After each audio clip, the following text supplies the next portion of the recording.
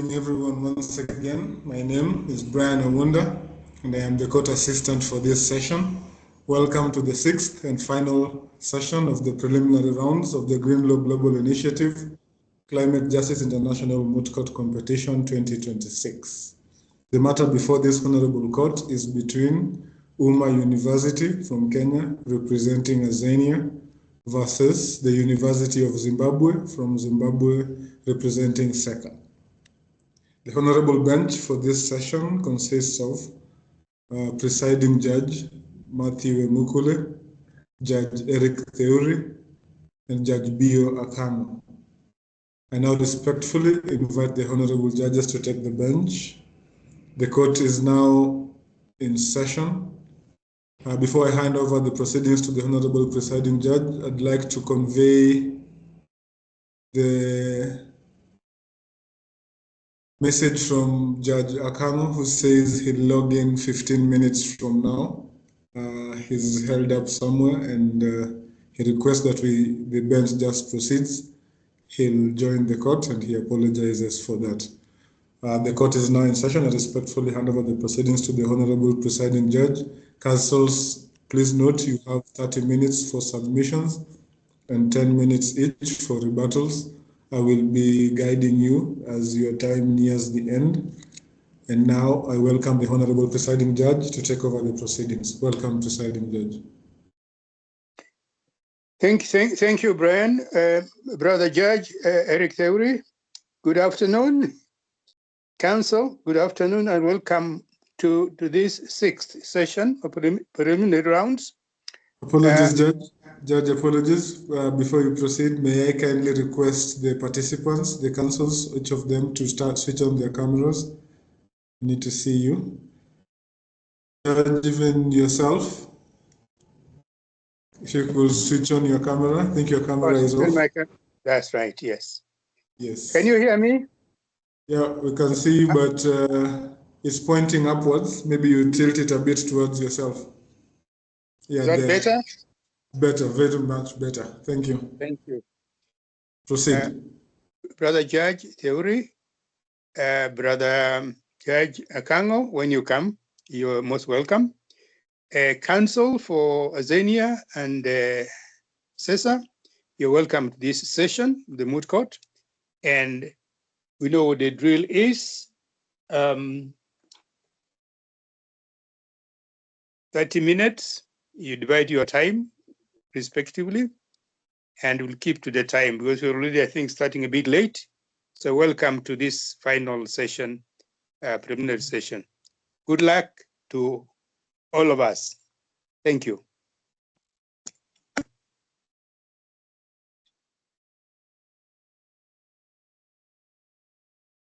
So, shall we commence? Council Nahum Juma, if you're ready. Much obliged, Your Excellency. May it please this court, honorable members of the court, I am Fauzia Hassan. I'm appearing on behalf of the Republic of Azania, alongside my co-counsel Nahum Juma. With the 30 minutes allocated to us by this honorable court, I will utilize the first 15 minutes to address the issue of jurisdiction and admissibility, and my co-counsel will the issue of jurisdiction and admissibility, issue 1, 2, and 3, and my co-counsel Nahum will use 15 minutes to address the court on issue 4, 5, and 6, and conclude with the prayers for relief. With the court's permission, I will begin. Yes.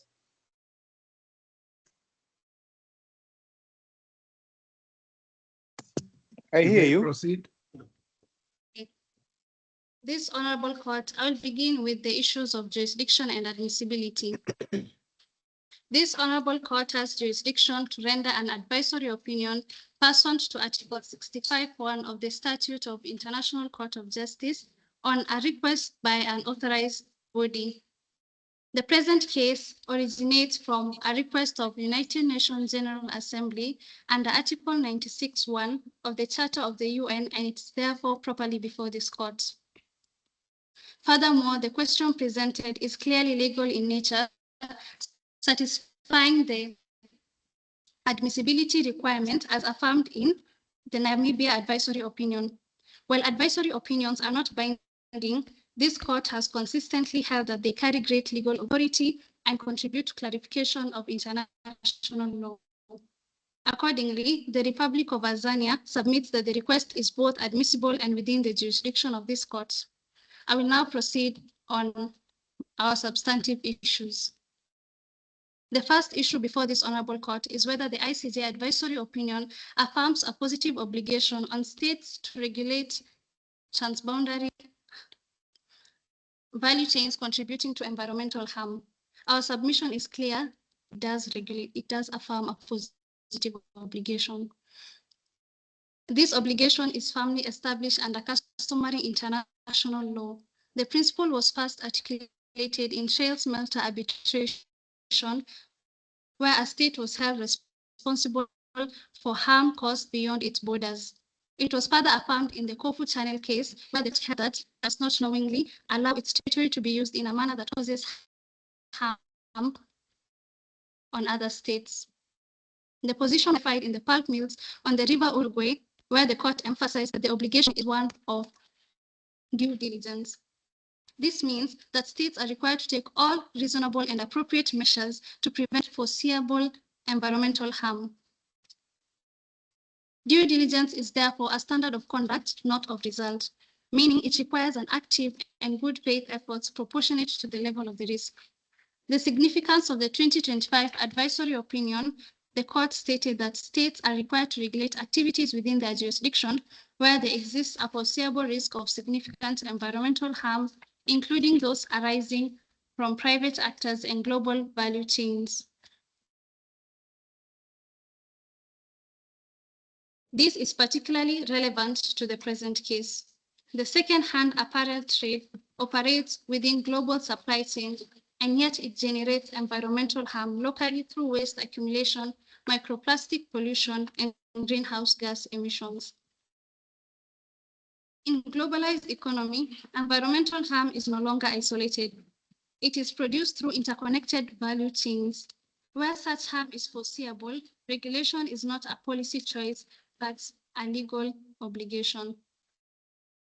This position is further supported by the Agenda Foundation versus Netherlands case, where the court affirmed that states have a positive obligation to take reasonable measures to prevent foreseeable climate harm where human rights are at risk.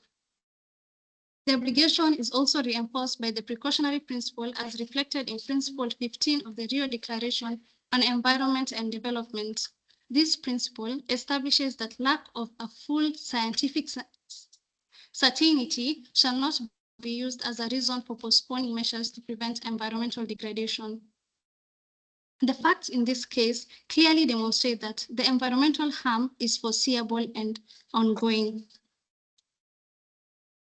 Government data indicates that 35% to 45% of these second-hand apparel become unsellable when they enter into the Republic of Tanzania, resulting in marine pollution, toxic emissions from informal burning, flooding caused by waste accumulation, and increased greenhouse gas emissions. These impacts disproportionately affect vulnerable groups, including children and coastal communities, and they extend to future generations. Your Excellencies, it is important to emphasize that international law does not impose strict liability for environmental harm. The obligation is one of conduct, not result. A state satisfies its obligation where it adopts reasonable, appropriate, and good faith measures proportionate to the risk. Liability arises not from the mere existence of harm, but from a failure to act in the face of a foreseeable risk. In the present case, Your Excellencies, Tanzania has acted in compliance with its obligations. Through the Textile Waste Control Circular Economy Act, it has introduced quality thresholds for imports, traceability requirements, extended producer responsibilities, and waste management oversight. These measures are targeted, proportionate, and responsive to documented environmental risks. Honorable members of the court, I will now turn to issue 2. Your Excellencies, the second issue is whether Azania's failure prior to the Textile Waste Control Circular Economy Act to regulate second-hand apparel imports constituted a breach of its due diligence obligation under international law.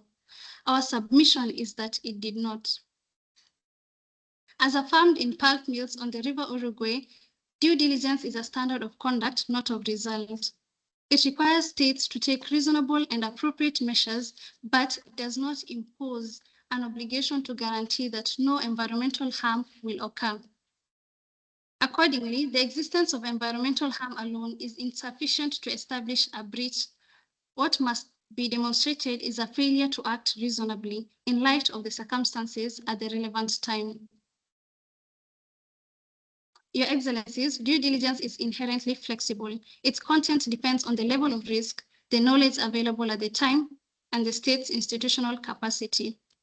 This was emphasized in the International Tribunal on the Law of the Sea, Seabed Advisory Opinion 2011, where the tribunal recognized that states are required to exercise vigilance and control, but within the limits of their capabilities. Thus, a developing state cannot be held to the same regulatory expectation as a developed state with greater resources and institutional capacity. Honorable members of the court, international law does not operate retrospectively. In Bosnia versus Serbia, the court made clear that a state's responsibility must be assessed based on the legal obligations applicable at the time of the alleged conduct. The 2025 advisory opinion clarified the scope of climate-related due diligence, particularly its application to global value chains and private actors. However, such clarification cannot retroactively transform prior regulatory frameworks into internationally wrongful acts. To do so would undermine legal certainty and the stability of international law. Prior to the enactment of the Textile Waste Control Circular Economy Act, the environmental consequences of second-hand apparel imports were not clearly framed as part of climate-related due diligence obligations under international law. While environmental concerns existed, the systemic link between global apparel flows and climate harm was still emerging. Accordingly, the threshold of foreseeability required to trigger a due diligence obligation to regulate in this specific context had not yet been fully established. Honorable members of the court, where harm is not clearly foreseeable in legal terms, a failure to regulate cannot constitute a breach. International environmental obligation must be interpreted in light of the principle of common but differentiated responsibility as reflected in Principle 7 of the Rio Declaration and the UNFCCC.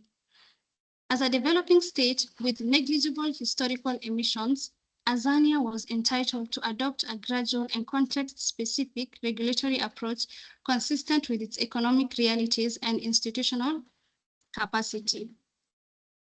This reflects the principle of progressive realization, whereby states are expected to move towards a stronger regulatory frameworks over time rather than achieving immediate and absolute compliance.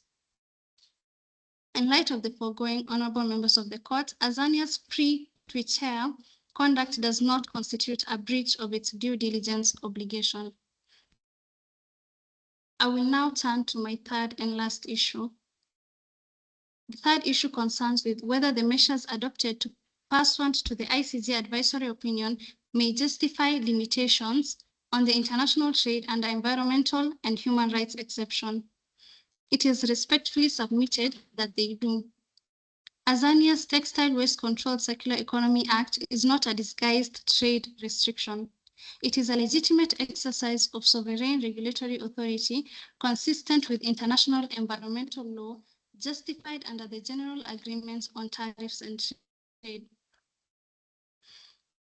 Honorable members of the court, under Principle 21 of the Stockholm Declaration 1972 and Principle 2 of the Rio Declaration 1992, states have sovereign rights to exploit their resources pursuant to their environmental policies, coupled with the responsibility to prevent environmental harm. The Textile Waste Control Circular Economy Act implements this obligation by addressing serious risks from textile waste, including marine pollution, flooding, and toxic emissions. Honorable members of the court has consistently affirmed that environmental protection is a binding legal duty. In pulp mills on the River Uruguay, 2010, the ICJ held that states must exercise due diligence to prevent significant environmental harm, including through preventive regulation. In the Nuclear Weapons Advisory Opinion 1996, the court further emphasized that the environment is essential to human health and survival, forming part of the legal interests protected under international law. These authorities confirm that states are not only permitted but required to regulate where environmental harm is foreseeable. Your Excellencies, under Article 20B of the General Agreements on Tariffs and Trade 1994, they include measures necessary to protect human, animal, or plant life or health are permitted. In Brazil retreated tires, the World Trade Organization appellate body confirmed that members may determine their own level of environmental protection and that trade restrictive measures are justified where necessary and proportionate. The Textile Waste Control Circular Economy Act is based on a scientific evidence showing serious health risks from unmanaged textile waste. It is therefore necessary and proportionate measures aimed at preventing harm. Under Article 20G of the same convention, measures relating to the conservation of exhaustible natural resources are permitted. The U.S. shrimp, the appellate body held that marine ecosystems and living resources qualify as exhaustible natural resources and that such measures are lawful where applied in an even-handed manner. Azania meets this standard. The Textile Waste Control Circular Economy Act regulates not only imports, but also domestic waste management systems, ensuring balanced environmental regulation. So even where trade is justified under Article 20, measures must comply with the SHAPO, which prohibits arbitrary or unjustifiable discrimination and disguised restrictions on trade. As clarified in the U.S. shrimp, the focus is on the application of the measure. Azania's framework satisfies these requirements because it is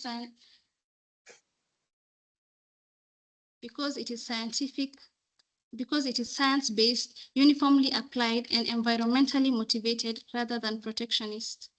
There is no arbitrariness, discrimination, or disguised restriction. Azania's measures are further reinforced by regional human rights obligation. Article 24 of the African Charter on Human and People's Rights guarantees the right to a satisfactory environment, while Article 14 of the African Charter on the Rights and Welfare of the Child requires protection from environmental harm. This is reflected in Waweru versus Republic, where the Kenyan High Court held that environmental protection is integral to the right to life and imposes a duty on the states to act against environmental degradation. This concludes my submissions for issue 1, 2, and 3. I will see my co-counsel will continue the issues with the rest of the issues. You have 14 minutes. Much obliged. May it please this honorable court, Mr. Excellency and honorable members of the court, as introduced earlier, I am Juma Nahum, appearing before you as the co-counsel in the matter representing the state of Azania.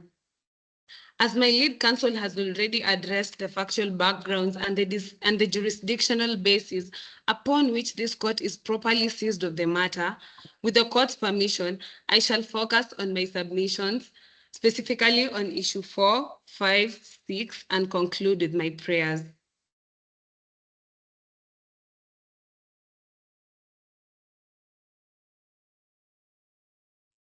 It is an honor to appear before this honorable court. In the next 11 minutes allocated to me, I will make the 3 submissions before this honorable court on the digital traceability and extended producer responsibilities are lawful, necessary, and emerging customary regulatory tools. On the human rights law, not only permits, but requires the twitcher, and that the twitcher affirmatively integrates circular economy actors into environmental governance. Following the 2025 advisory opinion, the answer is no longer uncertain, as extended producer responsibility is a direct expression of the polluter pays principle and due diligence. The twitcher's EPR framework is not experimental. It is a juridical expression of the polluter pays principle, a principle repeatedly affirmed by international courts as integral as due diligence. In the relevant case law of pulp mills on the River Uruguay, this court held that states must ensure that private economic activity internalizes environmental harm through regulations and monitoring. This court emphasized that prevention of environmental harm requires regulatory framework that allocates responsibility to those generating risks. EPR does exactly this by shifting waste management costs from the public to the profit-making importers. EPR also aligns with the causal nexus requirement of state responsibility, which is importers introduce textiles, waste causes pollution, a foreseeable percentage becomes waste, and responsibility must follow causation.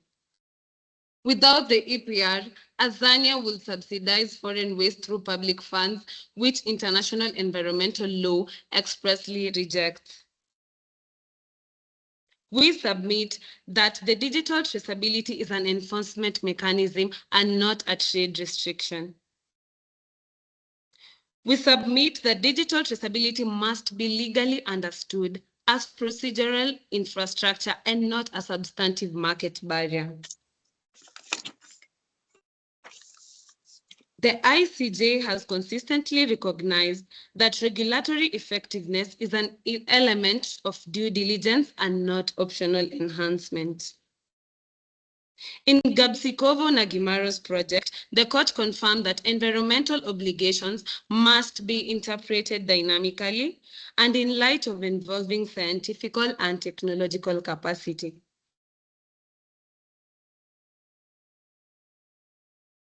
The court in this case rejected static interpretation of environmental law and endorsed regulatory adaptation as knowledge and technology evolve. It applied the textile value chain that states that they are opaque. Waste is disguised as goods, and without traceability, regulation is illusory. We submit that states cannot be faulted for adopting the minimum technology necessary to make compliance verifiable. We submit that differential impact on informal actors does not constitute discrimination. Speaker's arguments rest on a category error, which states that it equates economic burden with legal discrimination. The appellate body rejected this reasoning, highlighted as in the case of EC asbestos, which states, yes, Your Excellency. Apologies. Kokero mute, thank you. Okay, much obliged. We humbly submit that the appellate body held that a measure may affect some operators more severely than others without violating the WTO law, provided it is even-handed and pursues a legitimate objective. This was reinforced in Brazil reiterated trials, which held that where economic hardship to certain traders did not validate an environmental measure. Azania's Twitchia applies identical rules to all importers. It makes no distinction by nationality or origin, and also provides accommodation through certification pathways. International law prohibits discrimination and not regulation.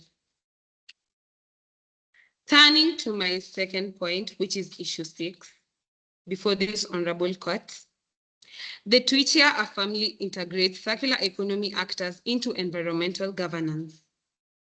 We humbly submit that circular economy actors are recognized as governance partners. The Twitchia reflects a modern understanding of environmental governance as multi-actors and not purely state-centric. The International Court of Justice has acknowledged the regulatory role of non-state actors where states provide oversight, accountability, and the legal recognition. We humbly submit that certified circular enterprises under the Twitchia extend product life cycles, lower overall emissions, and also reduce demands for new production. We humbly submit that all these are part of compliance and not its victims. We submit that unsellable textile waste is not circular economy activity. As Azania draws a legally critical distinction between the reusable garments and the waste disguised as goods. This distinction is consistent with the Basel Convention, which treats unsellable textiles as waste once functionality is lost. We humbly submit that allowing waste to enter under the guise of trade would undermine environmental law, violate the principles of good faith, and also enable environmental dumping. We humbly submit that certification and support are integration and not exclusion. As the Twitchia certification framework, it enables informal actors to formalize, provides regulatory certainty, and also facilitate access to support programs. We humbly submit that international law does not require states to exempt informal sectors from regulations, but it requires proportionality, which Azania satisfies. We humbly submit that seekers' arguments undermine sustainable development itself. As seekers' positions will lock Azania into intergenerational injustice, permanent waste absorption, and structural environmental inequality. It is our humble submission that sustainable development as articulated in Gabsikovo Nagimaru's, as earlier mentioned, requires integration of economic activity within environmental limits. We humbly submit that this is precisely what the Twitchia achieves.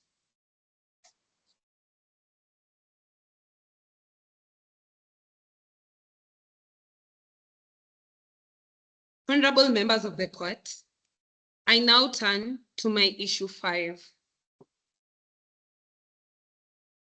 My submission involves the human rights law not only permits, but requires the Twitchia. Article 4 of the African Charter imposes immediate and positive obligations.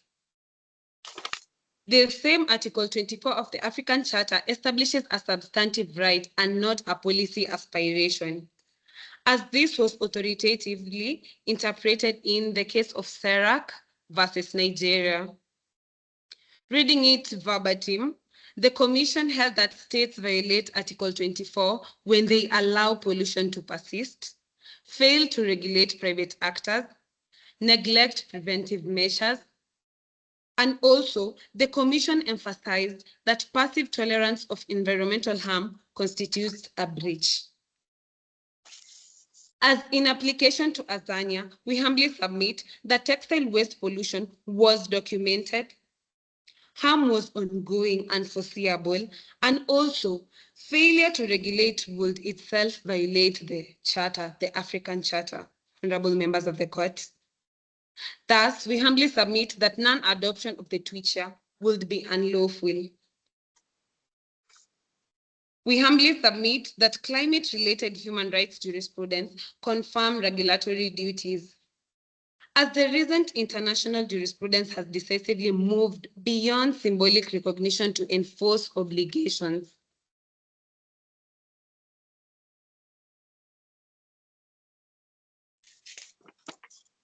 In varying climate scenarios, Sweden versus Switzerland, the court held that inadequate climate regulation violates the rights to private and family life. The court found that states must adopt timely and effective regulatory frameworks and not merely set targets. Similarly, the 2025 ICJ advisory opinion affirmed that climate obligations are inseparable from human rights and vulnerable populations receive heightened protection. It is our humble submission that Azania's regulations respond directly to this jurisprudence. We submit that children's rights trigger heightened due diligence, as children's exposure to toxic waste activates enhanced states' obligations. Article 4 of the African Children's Charter requires states to combat environmental disease, and this approach mirrors domestic constitutional climate jurisprudence, including the African Climate Alliance versus the Minister of Mineral Resources, where inadequate climate actions was found incompatible with children's rights. The key principle stated was when children are disproportionately affected, regulatory delays become unlawful. We submit that intergenerational equity is now a binding interpretive principle. As the ICJ in obligation of states in respect of climate change explicitly recognized obligations owed to future generations. As this crystallizes the reasoning first introduced in Gabsikovo versus Nagimarus. Textile waste persists for centuries, generates irreversible microplastic contamination, and imposes future cleanup costs on unborn generations.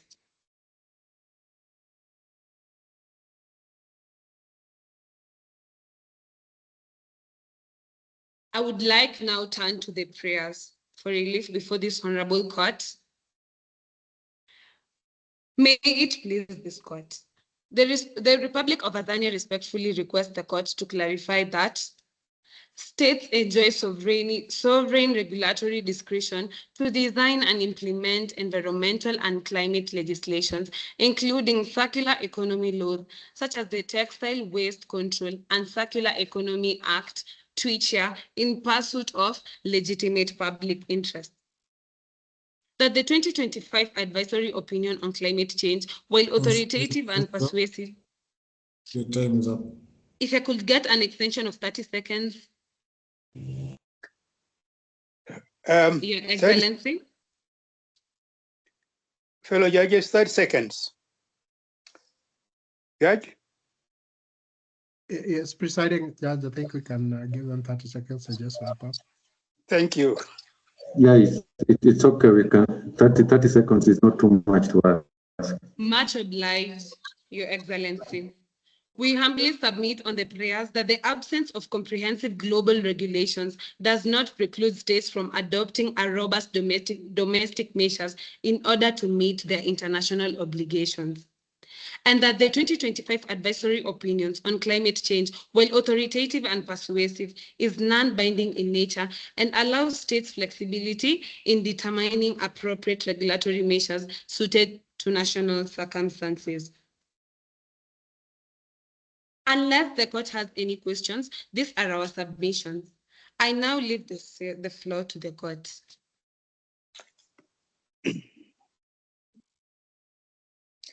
Fellow judges, Judge Akango?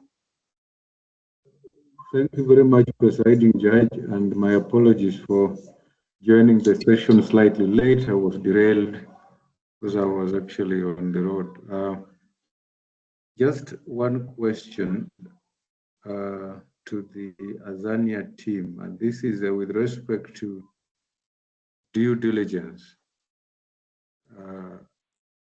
From your perspective, is the test subjective or objective? And depending on how you respond, from the state's point of view or perspective, how do you deal with a transnational corporation operating within your jurisdiction whose activities are likely to have negative environmental impact? Thank you, Presiding Judge. Thank you. Would you like to answer that, counsel? Either of you? Thank you for that question, Presiding Judge and Your Excellency. Honorable members of the court, from our perspective, the applicable test under international law is predominantly objective, though informed by contextual considerations. International law does not ask whether a state believed it was acting diligently. Rather, it examines whether the state acted as a reasonably well-governed state would have acted in comparable circumstances. This objective standard has been consistently applied in assessing obligations of due diligence, prevention of transboundary harm, and environmental protection. And quoting the case of pulp mills on the River Uruguay, which stated that the court confirmed that due diligence requires a state to adopt all appropriate and reasonable measures to prevent significant transboundary harm. On the matter of jurisprudential basis for the objective state, honorable members of the court, the objective nature of the state of this test is supported by international jurisprudence. Notably, the Kofu Channel case, where the court held that a state must not knowingly allow its territory to be used for acts contrary to the rights of other states, assessed on what the state ought to have known. Also, the advisory opinion on climate change, where the court reaffirmed that states must regulate private actors within their jurisdiction whose activities pose a real risk of significant environmental harm. Turning on the question of how should a state deal with transnational cooperation, I'd like to state that it has the duty to regulate and supervise, as the state must enact and enforce environmental legislation and requires an environmental impact assessment prior to this authorization, and also establish monitoring and compliance mechanisms. And it also has the duty to prevention and risk management. If I have answered your question, Your Excellency. Judge? Thank you very much for your response. But just one last clarification that I want to seek, I still want to pursue with that. With respect to transnational corporations, and you talked about earlier on in your submissions about common but differentiated approach, okay? So yes. Here is a transnational corporation coming from a fairly wealthy and developed country where standards are probably high or stricter with respect to regulations and coming to a less developed country where, because of institutional challenges, as you correctly alluded to earlier on, in terms of regulation, would this company then not be benefiting from less stringent measures as opposed to what would be applicable in the country of incorporation vis-a-vis what is obtaining in the state in which its operations are taking place? So how would you balance, or how should the country in whose jurisdiction the corporation is operating balance between the standards obtaining from the state of incorporation vis-a-vis what is obtaining locally or domestically?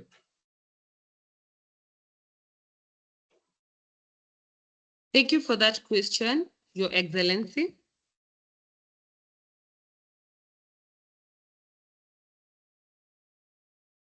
In a minute to be able to respond.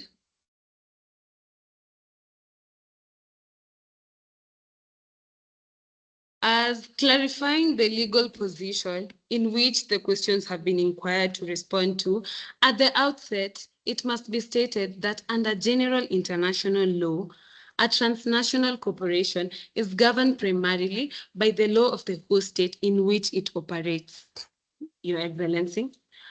However, this is not the end of the inquiry, as we stand to say that modern international environmental law imposes a minimum baseline of conduct that cannot be diluted by domestic weakness or development status. And the key legal position in this is that a corporation does not export or, however, homestate some standards, or maybe import higher ones that as a matter of right. And we could say that instead, it must comply with the host state's regulatory framework, which is interpreted in light of international minimum environmental standards and due diligence. Also, I'd like to state that due diligence sets a minimum floor and not a ceiling.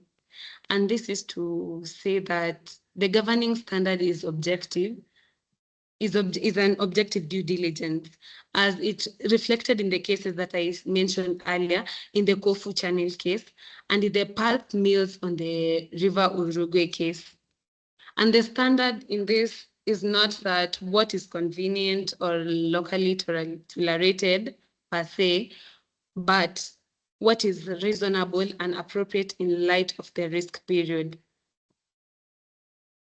And on the question where you ask whether, like, how should the host state balance the two standards?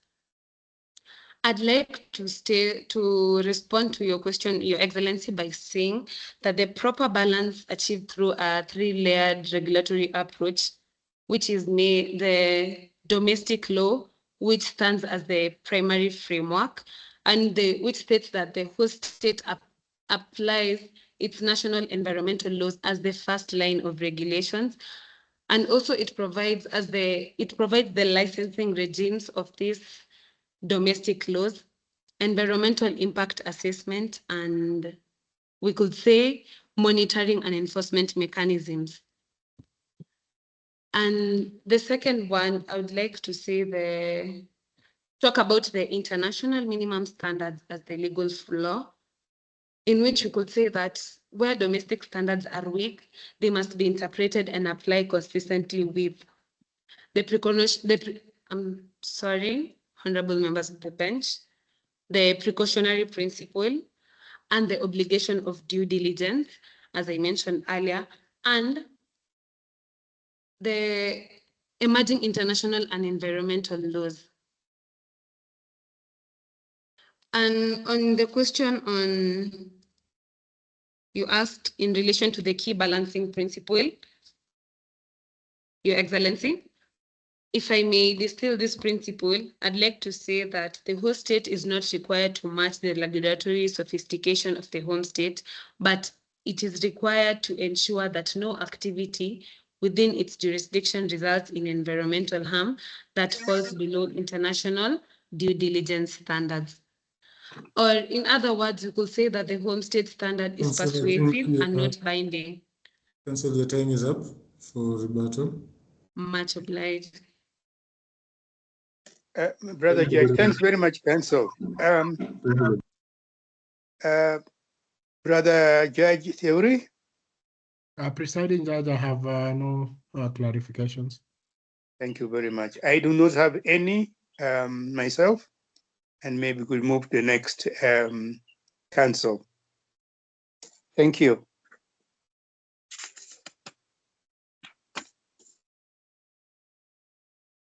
The court will now hear counsels for SECA side. You have 30 minutes, you can proceed. May it please this honorable court. My name is Ms. Kudakwashe Masango, lead counsel for the Coalition for Ethical Circular Apparel. Beside me is my learned co-counsel, Ms. Lorraine Mukanana, and together we represent the interested stakeholder. I will be taking this court to the preliminary issues and substantive issue 1 to 3. My co-counsel will continue with issue 4 to 5 and conclude with the prayer of relief. Honorable members of this bench, while this court has established a fourfold jurisdictional test, the present application focuses on the satisfied material jurisdiction due to the breach of international law and temporal jurisdiction, as the harm in this case was a continuing breach within the court's temporal window. Material jurisdiction is firmly established under Article 65, subsection 1 of the ICJ statute, which explicitly empowers this court to give an advisory opinion on any legal questions that are brought by an authorized UN organ. Moving on to temporal jurisdiction, KICA submits that this court is properly tasking itself by evaluating Azania's conduct both prior and in the immediate aftermath of the 2025 advisory opinion. This court is seized with the requisite jurisdiction and therefore is admissible. With that in mind, I will move on to our first substantive issue, which brings a question before this court asking whether the ICJ advisory opinion affirms a positive obligation on states to regulate transboundary value chains. As KECA, it is our submission that while the 2025 advisory opinion indeed affirms this obligation on states, this court must be very careful of environmental populism masquerading as due diligence. This obligation must be contextual and calibrated. To support this, the 2025 advisory must be read through the prisms of systemic integration as required by Article 31, Sub-Article 3, Paragraph C of the Vienna Convention on the Law of Treaties. This court affirmed in its advisory opinion that climate obligations must be interpreted in conjunction with general international law. This includes human rights. The advisory opinion drawing on the Gabsikovo-Najimaris case in 1997 of the ICJ case confirmed that due diligence is a contextual standard, one that varies based on circumstances and may change over time. It is a calibrated system. Applying this standard to the present matter, KICA does not dispute that states must regulate harmful transboundary value chains.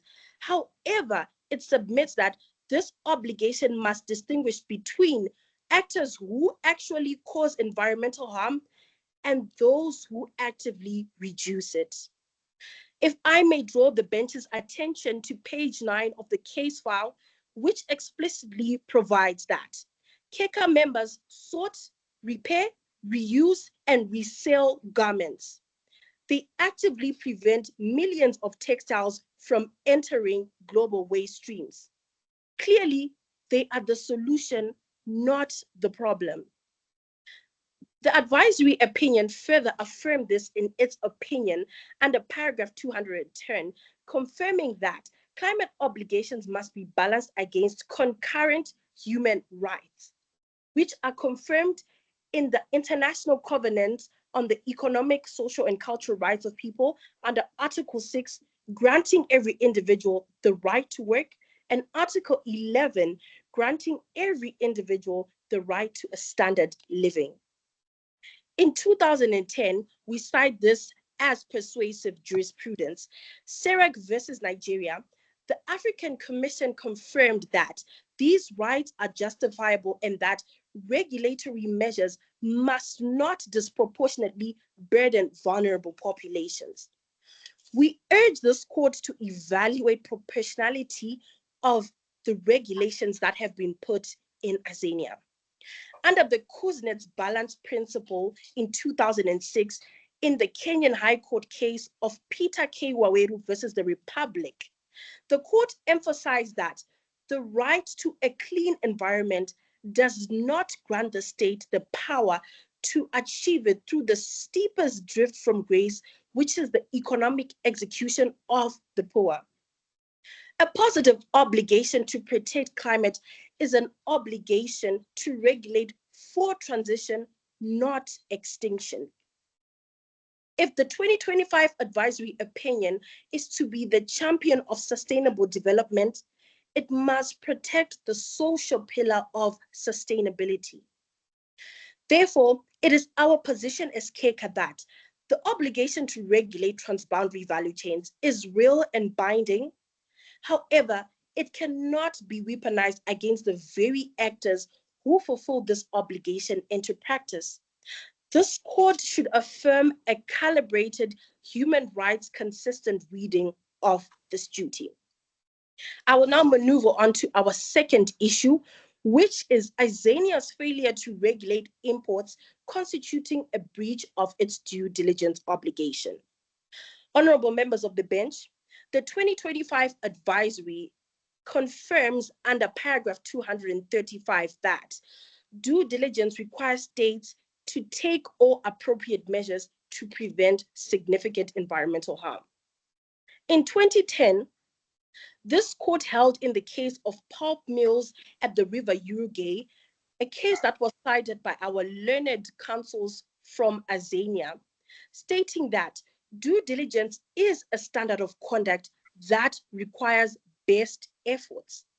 Applying this standard to the present case, for 30 years, Azania permitted and economically benefited from the second-hand apparel sector that employed up to 2.5 million people, predominantly women and youth.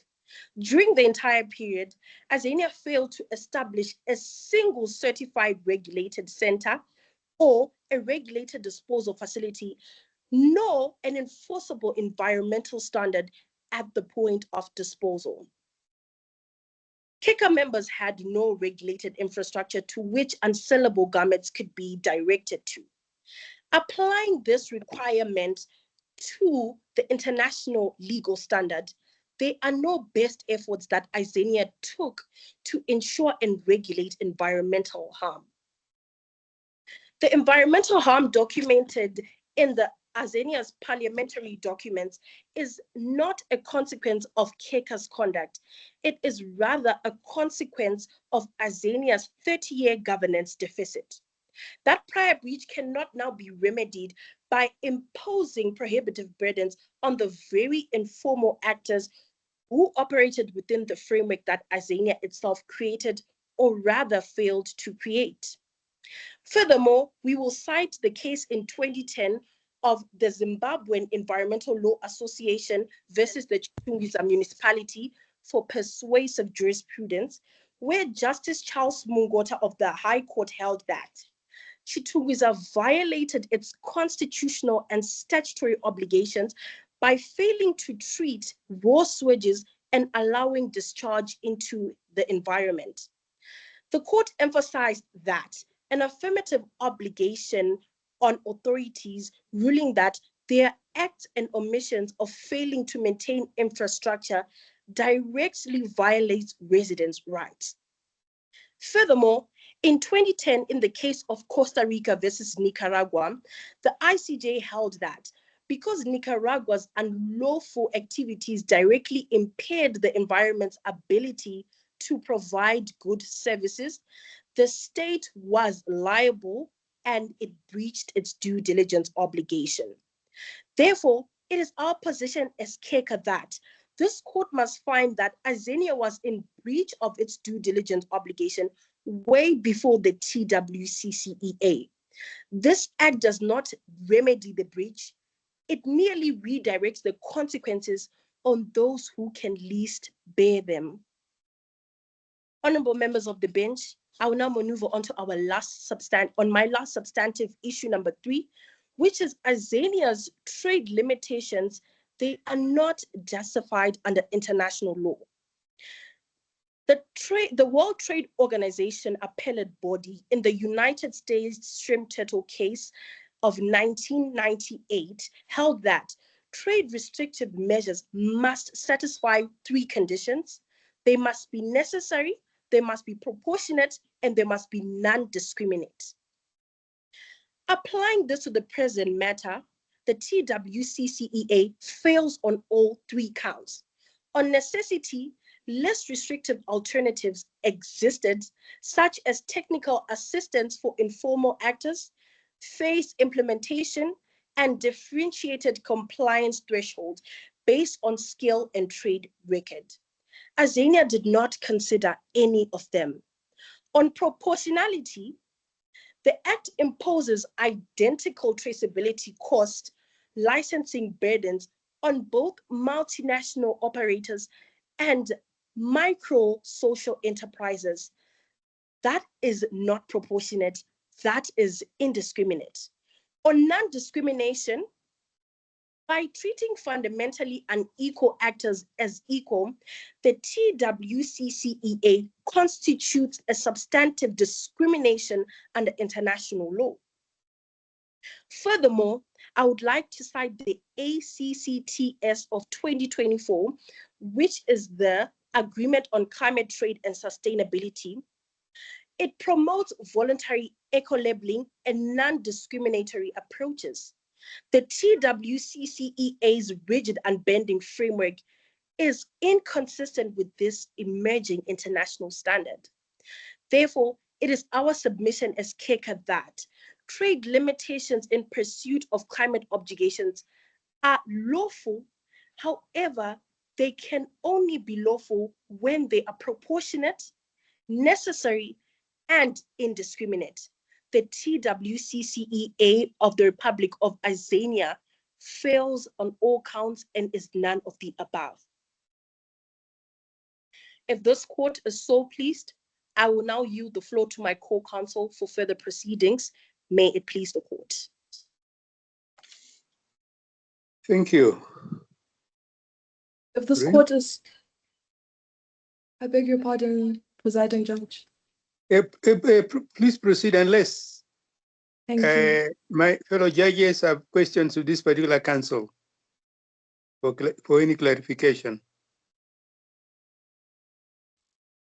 Presiding Judge judge, Jacob? none from my end. Judge Akango? No, I'm okay, Judge. Let them just proceed. Thank you. Amy, Lorraine, please proceed. Thank you, presiding judge.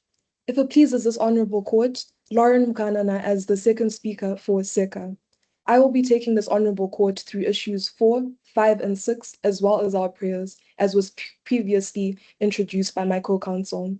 If this court is so pleased, I will now proceed on to my main submissions. Please do. Regarding issue 4, it is the position of counsel for SECA that digital traceability and EPR requirements amount to unlawful discrimination against informal actors. We would like to cite Article 2, Sub-Article 2 of the ICESCR, which states that all states have a duty to non-discrimination. This is further supported by Article XX of the GATT, which further focuses on non-discrimination against trade and states that there is a chapeau placed which which states that when states change legislation, it must not be arbitrary, it must not be discriminatory, and it must not be unjustified. It is our submission that EPR requirements should integrate with informal actors pursuant to the OECD Directive on Global Guidance on EPR in 2016. Furthermore, it is our submission that all implementations taken by a country must be feasible to the persons in which they seek to legislate.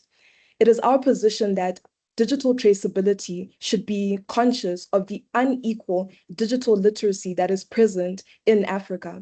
The UN 2023 report suggested that 35% of Africans have access to the internet. This is a wide disparity against 68% globally.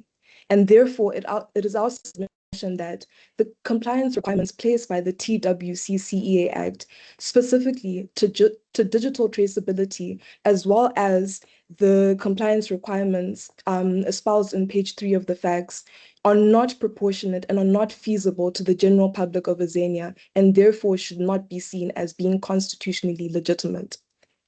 Maneuvering on to issue 5, it is our submission that the TWCCEA Act fails to balance climate change as well as human rights and intergenerational equity. I will be attacking this using 4 prongs. Firstly, it is our submission that Azania has misidentified the main polluter in this current case. It is our submission that the TWCCA Act aggressively and disproportionately attacks SECA, which is not the main polluter within Azania. If the Honorable Bench is directed to page 2 of the facts, it is demonstrated that the majority of the pollution in Azania presently is from the global north. We do concede that pursuant to Section 4, subsection 2 of the Azanian Environmental Management Act, which takes inspiration from that of Zimbabwe, states that, using the polluter pays principle, that all states should initiate any levies against persons who contribute the most towards pollution within their country. We do understand these requirements. However, as I've previously stated, SECA is not the main contributor of pollution within Azania and therefore should not be punished as that. Moving on to my second prong, it is our submission that Azania has failed to create the necessary legislation for the last 30 years, and this is demonstrated in page 2 of the facts again. And now we would like to submit that our learned friends have disproportionately and unjustly created aggressive legislation that goes against the rights that are afforded to the SECA and its representatives. We would further like to cite the UN 2023 Accountability, Transparency, and Equal Enforcement Directive, which states that all laws that are initiated by states must be consistent with human rights. And this learned bench may find this directive on page 15. Moving on to my third prong, I would like to cite, as my co-counsel had cited, the case of Waweru versus the Republic, which was in the Kenyan High Court. The Honorable Bench found that the criminal charges should be quashed against the accused actors, considering that the state of Kenya had applied the law in an arbitrary manner, which goes against international legislation and human rights. Lastly, it is our submission that intergenerational equity does not justify limiting the current generation. As per page 2 of the facts, it is evident that 2.5 million persons are employed under the textile industry within Azania, and a large majority of these persons are the youth. The TWCCA Act therefore violates the principle of non-retrogressive laws, which is espoused in Article 2, Subarticle 1 of the IECSCR, as well as the Inter-American Court 2023 Advisory Opinion, which requires that states must pursue environmental objectives that do not go against economic and social rights. Moreover, the Maastricht Principles on Human Rights of Future Generations of 2023 establish in Principle 1 that there is a parity between the interests of the present generation, the past generation, and the future generation, and we therefore ask this court to find the same reasoning. Lastly, I would like to cite the ILO Just Transition Guidelines of 2015, which require, I beg your pardon, that social dialogue take place between workers and the government where legislation will affect their rights and their means of making an income. This now leads me to my final point in case, which is regarding whether or not circular economy actors must be recognized as legitimate governance parties in regards to climate change. It is our submission as Council for SECA that this must be done.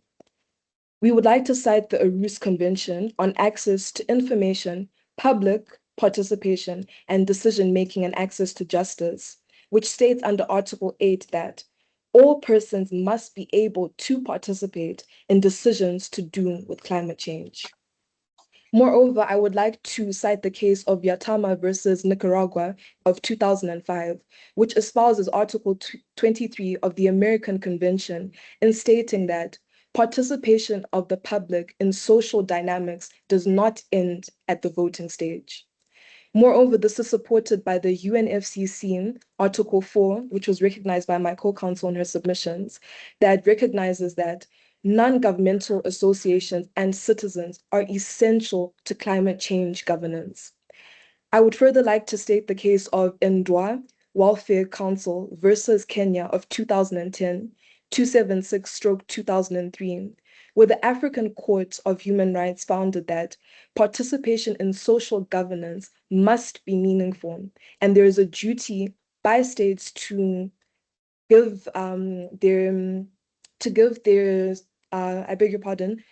their nation prior informed consent in any developments that have to do with their human rights. Lastly, I would like to state the UN Environmental Programme on Partnering for Circularity, which gave a case study of Kenya. This is particularly interesting considering that Kenya has a similar economy to that of Azania, wherein it was founded that 14% of the national employment in Kenya is to do with the textile industry, and a further 2.5 million of persons in Kenya are employed under the same. This mirrors the current situation within Azania. But alternatively, instead of Kenya initiating legislation that is prejudiced to the citizens of Kenya, it instead partnered with the UN in creating, with the UN and its government, as well as small to medium enterprises within the textile industry, to create mitigation against climate change, to work towards a common goal to end the degradation of environmental degradation within Kenya.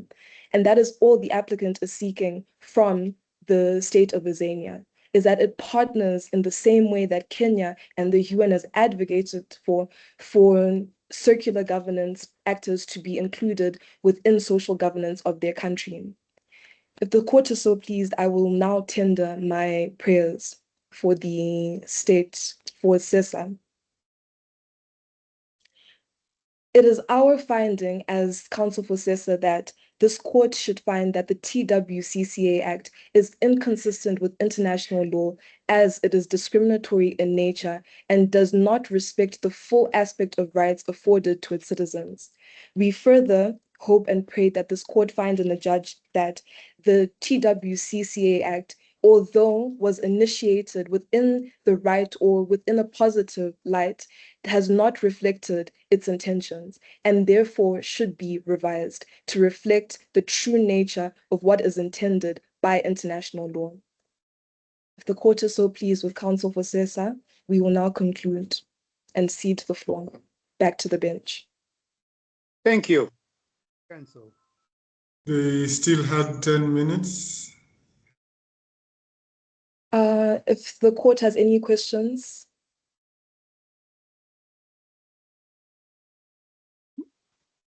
Sorry, just.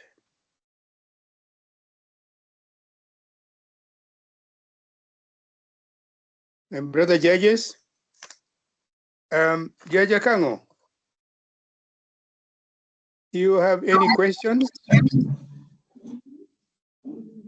No, Judge, no. No, Presiding Judge, I don't have. Thank you. Brother Judge Eric. Presiding Judge, none from my end. Neither are there any from my end. Thank you, Presiding Judge.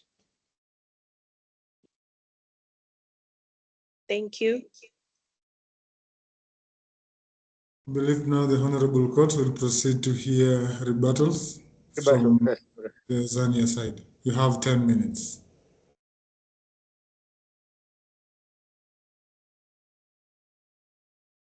Counsel for Azania?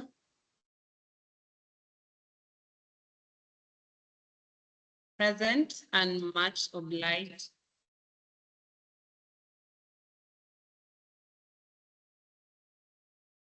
Who is taking the floor?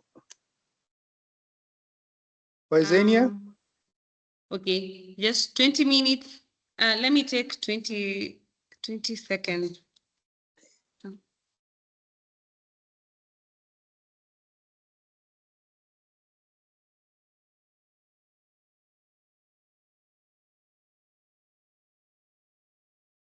That would be counsel who? Juma Nahu. Or Juma? Yes. Yes, counsel. In a minute to respond, to conclude with my jotting down. Okay.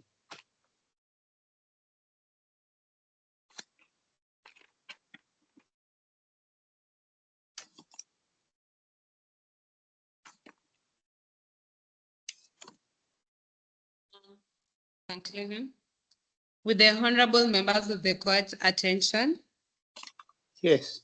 I'd like to provide for the rebuttal.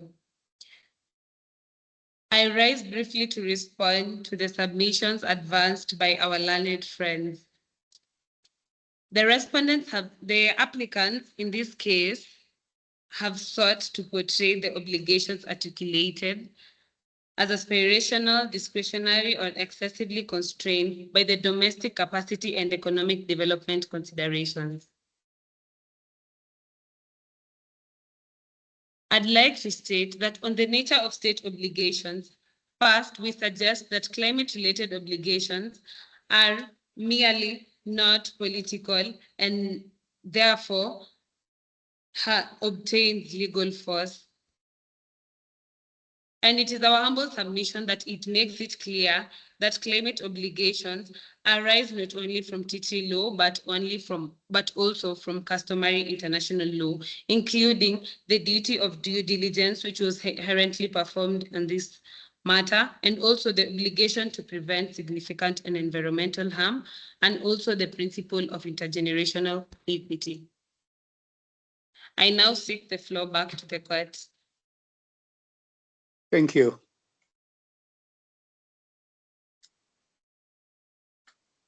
We'll now hear rebuttals from Seka. You have 10 minutes. May it please this court, as previously introduced, I am Ms. Kudakwashe, and we will be giving our rebuttals for KECA. Our learned counsels from Azania mentioned that Azania has indeed agreed that there is a positive obligation. Environment should not be used in a manner that causes harm. It is our submission that the renowned Kenyan scholar and the current UNEP director, Professor Patricia Kameri Mbote, provided in her 2006 Land Use Law for Sustainable Development that environmental regulations must be balanced and integrated with sustainable property and economic rights of local communities. Moving on to the first submission and bringing this back to our first submission, Azania cannot enact an act that disadvantages the very people who are granted an international law and international right to work and to have an adequate standard living. Secondly, the UNEP has documented that extending garment life cycles through reuse reduces significantly waste-driven methane emissions and the production emissions that new garments would have generated. Our learned counsel from Azania did mention that there is insufficient and reasonable failure, and due diligence is flexible. However, it cannot be flexible where they fail to balance an international standard of proportionality, necessity, and non-discrimination. In the present case, this act executes the poor one way or the other. Thirdly, our core counsel cited the pulp mills case. However, it is our submission that the pulp mill standard holds that due diligence entails a certain level of vigilance, calibrated to the circumstances of affected operators. Azania's failure for 30 years to exercise that vigilance constituted the primary breach. International law does not now permit a state to compound a prior regulatory failure by burdening private actors who are not responsible for it. We therefore submit as KECA applying this opinion as justification for eliminating them is misreading the opinion's purpose itself. These are our submissions as KECA. May it please the court. I will confer to my co-counsel for any further rebuttals. Thank you. If it pleases the Honourable Court, I will now take over from my co-counsel in dealing with rebuttals for issue 4, 5, and 6. Starting with issue 4, our learned co-counsel stated that EPR requirements are not necessary under international law. However, we would like to rebut this by citing the case by the International American Court on Human Rights as per paragraph 142 to 143 that stated that it is necessary in international legislation, especially regarding environmental law. Regarding issue 4, Azania is a developing country and is not yet seized with the requisite digital and technological information and facilities in order to espouse these EPR rights. And therefore, Azania should take cognizance of that when it is implementing its laws. Borrowing from the analysis of the Ghana OR Foundation of 2023 report, it stated that many of the international legislations regarding environmental law have a colloquial nature to them. And that is to say that the requirements that are initiated by international law are usually stated or usually provided using the frameworks of first world countries. Azania is not a first world country, and therefore it is unfortunate that Azania has chosen to institute the TWCCA Act within the framework and within the light of a first world country. We would like to move on to issue 5. And again, I would like to refer to Waweru versus the Republic, where the court found that it is a constitutional mandate for protecting current generational rights, especially the rights to life, as the rights to life is consistent with current generations being able to take care of the environment for future generations, thus creating a domino effect. And therefore, as counsel for the respondent had stated, we cannot separate the two.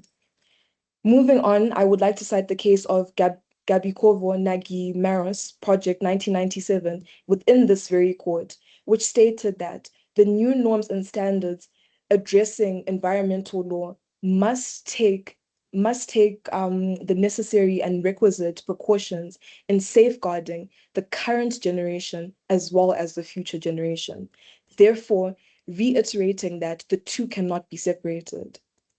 Regarding our rebuttals for issue 6, we would like to recite the Paris Agreement, specifically Article 4, as well as the NDC framework, which provide for the mobilization of all society, including informal actors.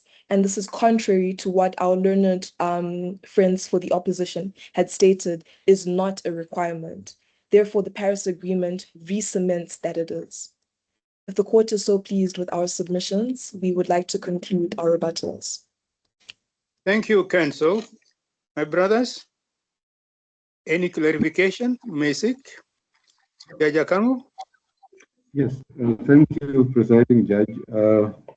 One question to the counsel representing FECA. Assuming that the highest court in Azania had listened to a challenge presented against the act in question and upheld the act as constitutional, that is conforming to the supreme law of the land. As you might be aware, the European Court of Human Rights has appreciated or developed the concept of margin of appreciation as part of upholding state sovereignty, trying to balance between international law obligations as well as the need to observe municipal law. Would your approach be different if that had taken place? If there had been a challenge domestically, the highest court in the land had upheld that law? That is my only question, Presiding Judge. Thank you. Lorraine? Most indebted, Your Excellency. It is our position that we do agree with His Excellency regarding state sovereignty, and it is a tenet in international law. However, we would also like to state that the ICJ advisory opinion recognizes environmental law as customary law. And therefore, when it comes to customary law, which is a just cogence, even state sovereignty cannot stand in the way. We would further like to submit that whether or not this case had been taken through to the domestic courts of Azania, we still would have gone through the necessary measures. And as a point of clarification, we would like to point out that it is not CESA that has come before this honorable court. It is pursuant to the referral by the United Nations General Assembly, which saw how unjust the TWCCA Act, and therefore directly referred it to this honorable court for it to gather or for it to provide an advisory opinion. Okay. That's why we answer. Thank you very much, Presiding Judge. I'm okay with that. I'll take that. Thank you. Thank you. Brother Judge Theory? Presiding Judge, no question. Okay. I think all the issues have been asked questions I would have liked to ask myself. I've been asked by Judge Akango. I will have none to add or to ask.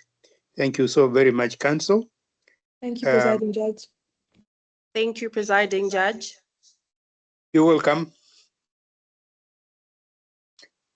The judges who now retired consider our clerk.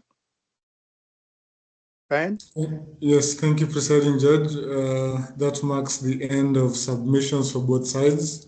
I now respectfully request the honorable judges, but before the honorable judges retire, I've been informed by our IT team lead Simon that this is the last day, or the last session of the preliminary rounds, and we have not taken our traditional virtual group photo, so he requests to do that before the judges retire. So Simon, take over. What do you require us to do? Put on cameras? Yes, please. Thanks a lot, Dr. Brian. So kindly, we can all open our cameras so that you can take a virtual photo.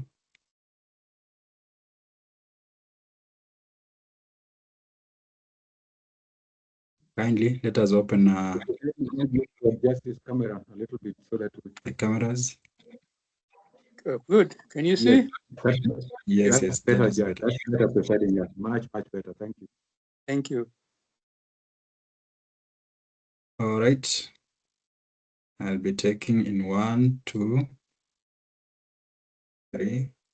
That's all. Thank you. That's great. Thank you.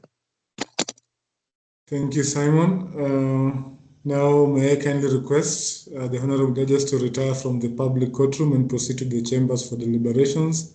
To the rest of us, kindly let us remain on the call as we await the return of the honorable judges for delivery of their determination.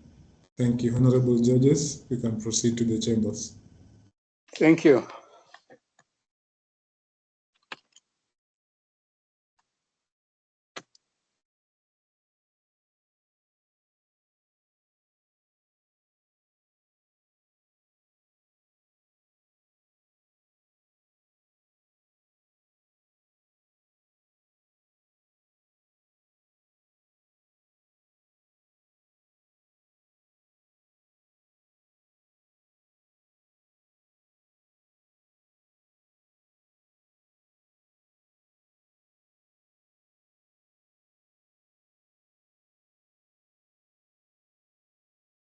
Hi once again, we are back from the chambers.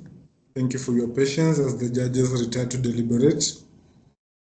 As bestowed on me, I'll inform the councils of their strengths and weaknesses as observed by the bench before I give it back to the presiding judge to give their determination. So we start with UMMA University representing the Zania side. Nahum Juma, maybe you can just mute but switch on your camera. So for Fozia Hassan, the bench observes you are good, you are clear in your presentation and you understood the subject. You had good flow and clarity of thought. However, you appeared like you are reading consistently, which is something we should work on. Also, because of that reading, your persuasiveness was not very good because you appeared to read. And then at times your language was not as formal as in court proceedings. So we encourage you to read more books, to read more judgments, to read more judicial reasonings so that you can have the vocabulary and language for the court. For your counterpart, Nahum Juma, the bench observes you are articulate and polite. You understood the subject. You had good clarity of thought and flow of ideas. You had good mastery of the subject. You have good understanding of the law. You are persuasive. However, it has been noted that in some questions that the bench asked, as well as rebuttals, you are the only one who responded, not giving your co-counsel an opportunity to respond. So we do not know if that was your strategy. And if that was your strategy, you did not indicate it clearly to the court. If it was not your strategy, you will need to work on that, in that the synergy and the teamwork between councils should always be there. So that is what the bench has observed. For University of Zimbabwe, representing SECA, Dakwashe Ani, the bench observes you are clear and you have a good personality. You are confident and appeared well prepared. However, in as much as you appeared well prepared, the bench indicates you also appeared to be having a reference source, reading much. All in all, you exemplified good understanding of the subject. You were articulate, your language was good. You maintained eye contact with the bench, which also made the reading, you intermittently cut the reading by maintaining eye contact with the bench. And then you had excellent advocacy skills. For your counterpart, Lauren Mkahanana, the bench observes you are articulate and you understood the subject well. The bench further observes that despite the politics in Zimbabwe, your understanding of environmental issues is very good. You have a deeper understanding of international law. You have a calm and composed demeanor. You have good flow of ideas. You managed your time extremely well. Reference to authorities was very diverse and persuasive. And one of the members of the bench indicated you are the star of the show. So congratulations for that. So as we always do, by tomorrow morning, you'll have this evaluation rubric assessment in your emails together with all these comments so that you can see where to improve and where to strengthen. With that, I'll cede the platform back to the presiding judge for delivery of the determination. Welcome, presiding judge.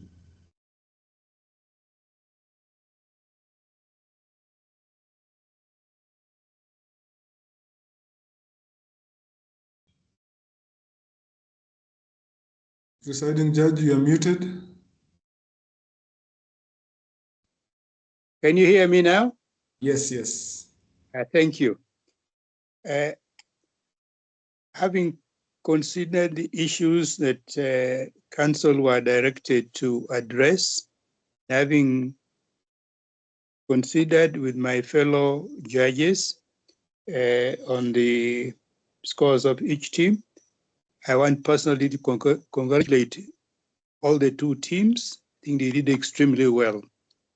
But in a race, as a friend of mine told me many years ago, there were two of them running in 100 meters, and my friend came second.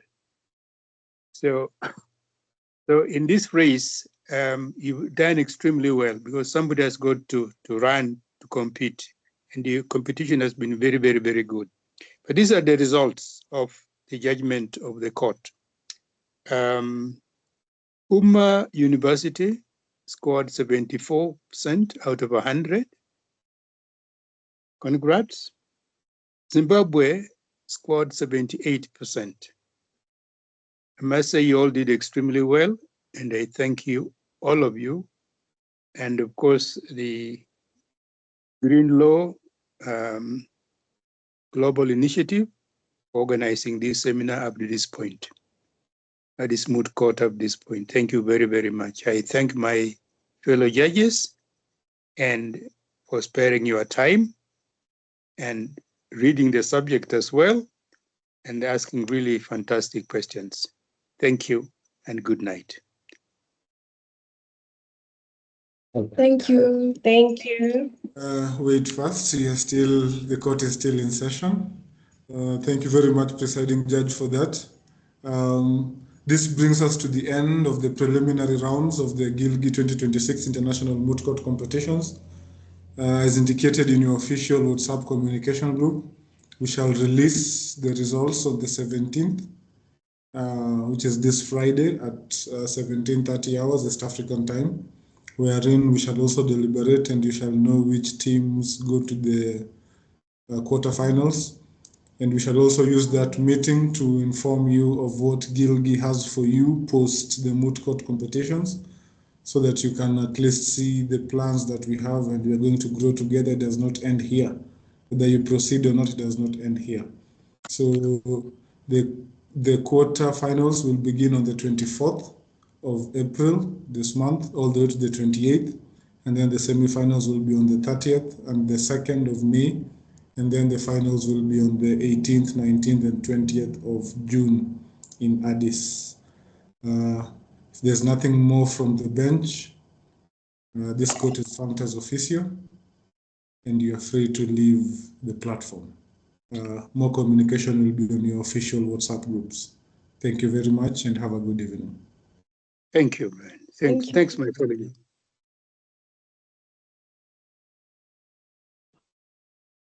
Thank you very much and have a good night, Presiding Judge and all the participants. Thank you very much, Judge.